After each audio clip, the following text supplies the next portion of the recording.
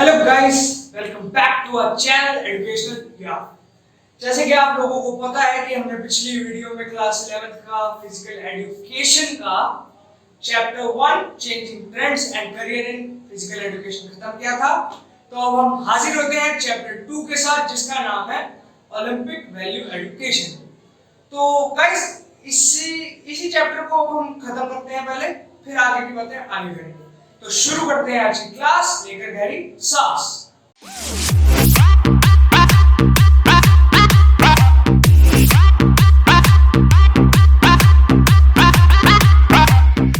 तो गाइस, पहले मैं आपको ये बताता हूं कि हमारा जो ये चैप्टर है ओलंपिक वैल्यू एजुकेशन, इसमें कौन कौन से टॉपिक्स हमारे सीबीएसई ने कवर किए हैं। क्योंकि मैंने जैसे कि अपनी एक पुरानी वीडियो में डिलीटेड टॉपिक्स के बारे में बताया था, अगर आपने वो वीडियो नहीं देखी तो लिंक डिस्क्रिप्शन में है, please physical education class 11th की जाके वीडियो देख लो, उसमें देख लो कौन से टॉपिक डिलीट हुए हैं और कौन से ऐड हुए। तो चलिए अब देखते हैं इस चैप्टर में क्या क्या पढ़ने वाले हैं हम।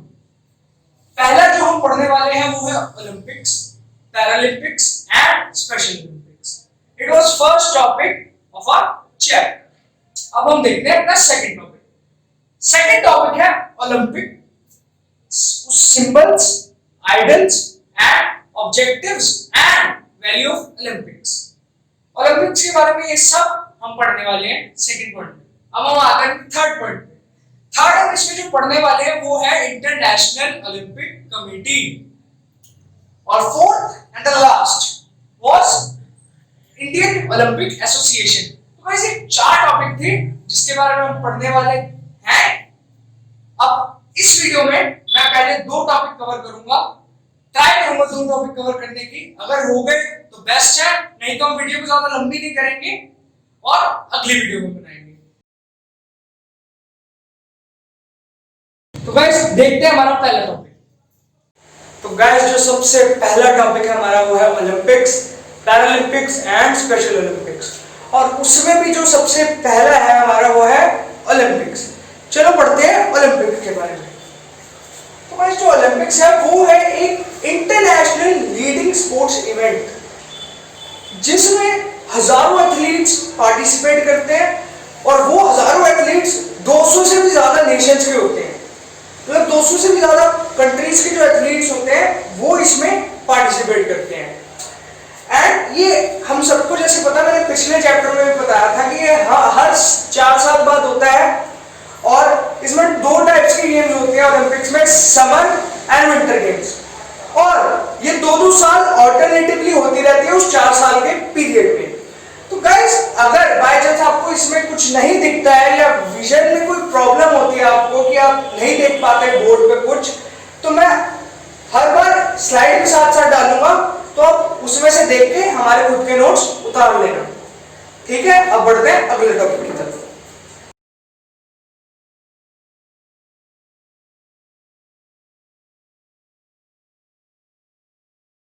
तो गाइस, अब हम बात करते हैं सेकंड वाला जो है पैरालंपिक्स। जो हमारा पैरालंपिक्स होता है वो बेसिकली उन एथलीट्स के लिए होता है जो किसी डिसेबिलिटी को फेस कर रहे हो, बट उनके पास इतना टैलेंट हो कि वो अपनी डिसेबिलिटी के साथ कोई स्पोर्ट्स को अच्छे से प्रेजेंट कर पाए। तो उसके लिए हमारा जो इवेंट होता है उसको हम कहते हैं पैरालंपिक्स। ये एक इंटरनेशनल इवेंट है एज लाइक ओलंपिक्स, बट ये सिर्फ उन एथलीट्स के लिए है जो किसी डिसेबिलिटी से जूझ रहे हैं इस टाइम। और ये फर्स्ट ऑर्गेनाइज जब ये हुआ था वो हुआ था 1960 इन रोम, ठीक है। अब इसके लिए पूरी कमेटी बनाई गई है जिसको बोलते हैं इंटरनेशनल पैरालंपिक्स कमेटी, IPC। तो पैरालंपिक्स को ऑर्गेनाइज करने के जितने भी इंतजाम होते हैं या जितने भी अकाउंट्स वगैरह सब बनते हैं वो ये IPC ही बनाती है। पूरा पैरालंपिक्स को ऑर्गेनाइज करने का सारा जो ठेका ले रखा है वो हमारी IPC ने ले रखा है। सारा कामझाम की जो रिस्पॉन्सिबिलिटी है वो हमारी IPC की होती है, इंटरनेशनल पैरालंपिक्स कमेटी। तो चलिए अब बात करते हैं स्पेशल ओलंपिक्स की।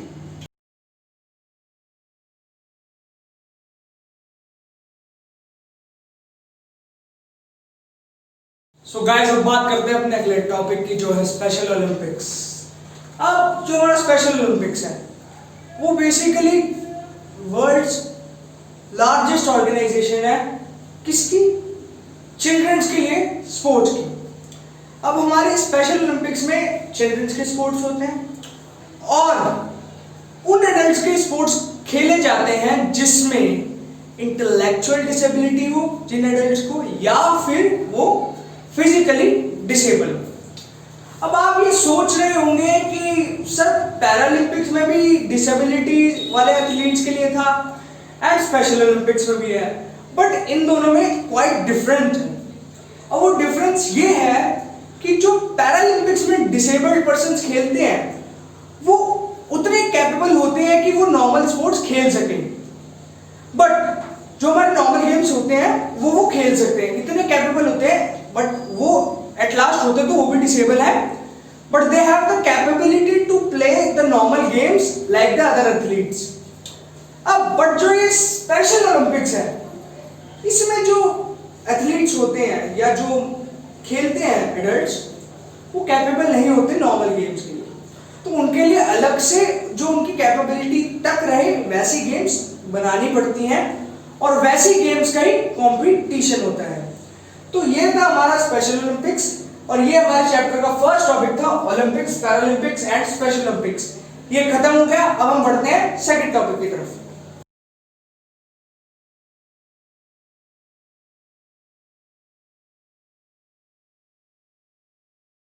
तो गाइस अब हम पढ़ते हैं अपना सेकंड टॉपिक जो है आपका Olympic symbol, ideals, objectives and value of Olympism. सबसे पहले हम पढ़ते हैं अपने ओलंपिक सिंबल के बारे में। सबसे पहले हम देखते हैं कि हमारा जो ओलंपिक मोटो है वो क्या है। हमारा जो ओलंपिक मोटो है वो 3 ग्रीक वर्ड से है, सिटियस, एडियस, फोर्टियस, जिसका मतलब है फास्टर, हायर एंड स्ट्रॉन्गर। हमारा जो ओलंपिक है उसका यही मोटो है कि जो एथलीट्स हैं वो तेज हों, वो उनकी स्ट्रेंथ अच्छी हो और वो स्ट्रॉन्गर हो। अब हम देखते हैं हमारा ओलंपिक फ्लैग। जैसे कि हम सबको पता है ओलंपिक सिंबल्स के बारे में, वो कुछ ऐसा होता है। वैसे अभी मेरे पास मार्कर्स के कलर्स अवेलेबल नहीं थे, बट इसके बाद जो आपके पास स्लाइड आएगी उसमें प्रॉपर आपको दिखेगा, फिर मैं बता देता हूं कौन कौन से होते हैं। एक रिंग होती है उसमें blue, black, red, yellow, green. ये 5 इंटरलॉकिंग रिंग्स होती हैं और ये 5 अलग अलग कॉन्टिनेंट्स को रिप्रेजेंट करती हैं। जो इनमें ब्लू रिंग होती है वो यूरोप को करती है रिप्रेजेंट, जो ब्लैक होती है वो अफ्रीका को करती है, अफ्रीका टीम वाले ही हो चुके हैं थोड़े छोटे, और जो रेड होती है वो अमेरिका को रिप्रेजेंट करती है, एंड जो येलो होती है वो एशिया को, and green one represent oceans.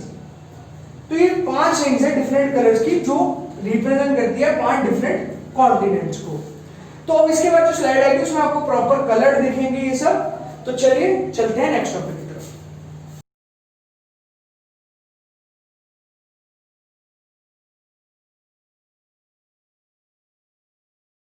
So guys अब हम बात करते हैं अपनी ओलंपिक फ्लेम। आप सब देखा ना वो ओलंपिक में जो आग लगा देते हैं, फ्लेम से बन जाती है। अब हम बात करते हैं उसकी। तो जो हमारी ओलंपिक फ्लेम है वो एक तरह से फ्रेंडशिप का सिंबल है। उसको ओलंपिक्स में सारे एथलीट्स एक सिंबल ऑफ फ्रेंडशिप देते हैं कि जब सारी कंट्री साथ में मिलकर कोई इवेंट में खेलती हैं तो उनके बीच में फ्रेंडशिप बढ़ती है, इसलिए उस फ्लेम को सिंबल ऑफ फ्रेंडशिप कहा जाता है। अब ये जो फ्लेम है ये हमें पता है ओलंपिक्स कहाँ स्टार्ट हुए थे, ओलंपिया में। तो ये फ्लेम जलाई जाती है ओलंपिया में और फिर वहां से इसको कैरी करके लेके जाया जाता है उस कंट्री में जहां पे ओलंपिक्स होस्ट हो रहे हैं। तो इसको कैरी करने का पूरा एक रूट होता है। उस रूट में ये फ्लेम्स जहां जहां जाती है वो सारी कंट्रीज को मोटिवेट करती हुई जाती है कि आप लोग जीत सकते हो, और सबके बीच में एक फ्रेंडशिप, एक अच्छा सा माहौल बना के जाती है कि सारे आप लोग एक ही हो, सब जी जान लगाओ, ढंग से खेलो और जीत के दिखाओ। सबको मोटिवेट करती है, सबको पंप करके जाते हैं ये। तो ये बहुत सारी कंट्रीज में घूमते हुए एक रिले रूट होता है इसका पूरा, कि ओलंपिया में इस फ्लेम को जलाते हैं और ये बहुत सारी कंट्रीज को घूमते हुए ट्रैवल करते हुए होस्ट कंट्री में जाती है जिस कंट्री में ओलंपिक्स होने होते हैं। तो अब देखते हैं हम ओलंपिक ओथ।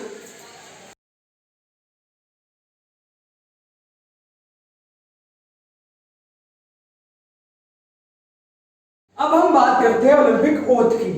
तो भाई जो हमारी ओलंपिक ओथ है वो लिखी किसने थी? वो इन भाई साहब ने लिखी थी जो है बैरन डी कॉबर्टिन। ये नाम याद रख लीजिएगा, पेपर में बहुत बार आता है। अब ये ओथ लेता कौन है? जो हमारी होस्टिंग कंट्री होती है उसका एक एथलीट ओलंपिक फ्लैग के कॉर्नर को पकड़ के इस ओथ को लेता है। तो चलिए अब हम देखते हैं कि वो ओथ क्या होती है, वो ओथ लेते टाइम क्या बोलते हैं। अब मैं आपको बताता हूं, आपकी स्क्रीन पे देखिए। ओथ होती है that in the name of all competitors I promise that we shall take part in these Olympic Games, respecting and abiding by the rules that govern them, in the true spirit of sportsmanship, for the glory of sports and the honor of the teams. तो guys ये होती है oath जो hosting team का एक athlete लेता है Olympic flag को पकड़ के। चलिए अब आगे चलते हैं। अब हम बात करते हैं ओलंपिक आइडल्स की। ओलंपिक में हमारी दो इंपॉर्टेंट थिंग्स होती हैं। पहली, जो हमारा ओलंपिक होता है वो हमें क्या कहता है? वो कहता है कि जीतना जरूरी नहीं है, इसमें पार्ट लेना और ईमानदारी से खेलना जरूरी है। अब दूसरी चीज जो इसमें इंपॉर्टेंट है वो भी सिमिलर ही है, वो है कि भाई तुम जीत पर ध्यान मत दो, तुम अपनी मेहनत पर ध्यान दो। Not to triumph but to struggle. तो तुम अपनी जीत से ज्यादा अपनी स्ट्रगल पे ध्यान दो। तो गाइस मुझे लगता है आज के लिए इतना बहुत है, नहीं तो आप कहोगे सर पागल हो गए, पूरे दिन में इतनी फिजिकल एजुकेशन पढ़ा रहे हैं। तो मैं जानता हूं आप लोग थक चुके होंगे, तो इससे आगे मैं वीडियो नेक्स्ट पार्ट में बनाऊंगा। तो ये थी हमारी आज की वीडियो, खत्म करते हैं हमारा पार्ट 1। अगर अच्छी लगी हो तो प्लीज लाइक करें, शेयर करें, और कोई भी गलती लगी हो मेरी या मेरी टीम से तो आप नीचे कमेंट करके जरूर बताएं। और अगर अभी आपने वीडियो देखी और अभी तक अगर आपने चैनल सब्सक्राइब नहीं किया है तो प्लीज जाके कर दे, क्योंकि आगे ऐसी बहुत बेहतरीन वीडियोस आने वाली हैं और हम पूरे साल आपके साथ जुड़े रहेंगे और आपकी पढ़ाई में मदद करते रहेंगे। तो इसी के साथ आज की क्लास डिसमिस करते हैं।